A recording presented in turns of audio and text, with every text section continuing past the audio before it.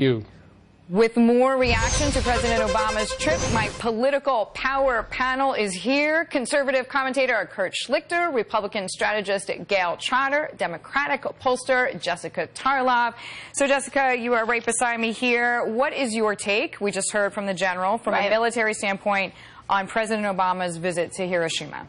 Yeah, well, I think something that the general, with all due respect, missed there is that this is also about nation building and relationship building, and it was also a recognition of the work that Japan has done in supporting us and returning that favor, especially with the threats coming from a rising China in the region and obviously a nuclear North Korea.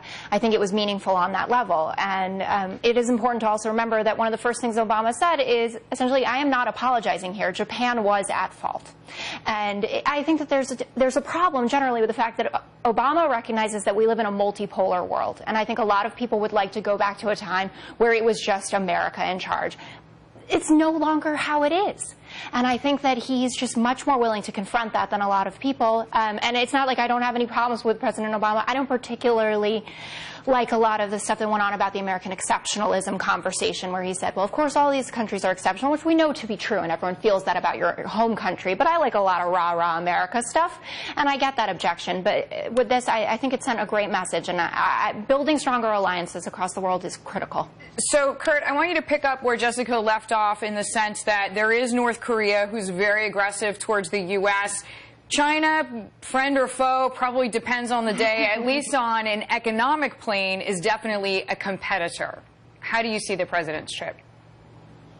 I see the president's trip as another example of his confusion, his weaknesses, and his utter fecklessness. Holy cow, in front of our enemies, this guy goes and apologizes for one of the greatest victories in mankind's history, a victory for peace, a victory for justice that required stern measures and harsh warfare, but was utterly justified. Although, to be fair, Japan is no longer an enemy. I mean, it was in World War II, it is no longer an enemy, but No, it is no longer an enemy. It's a good ally. And I've served in Japan with Japanese forces to protect the Japanese people. But putting all that aside, you don't go to Hiroshima and impliedly, not expressly, but impliedly apologize for us doing what we had to do.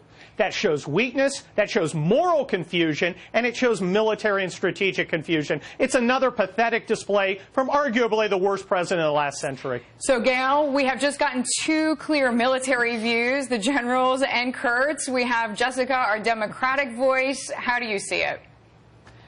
Well, all people of goodwill want to work towards peace, but thoughtful people understand that sometimes in order to achieve peace, we have to go to war and we have to kill our enemies. President Obama, through his speech at Hiroshima, demonstrates that he's forgotten this very important second truth.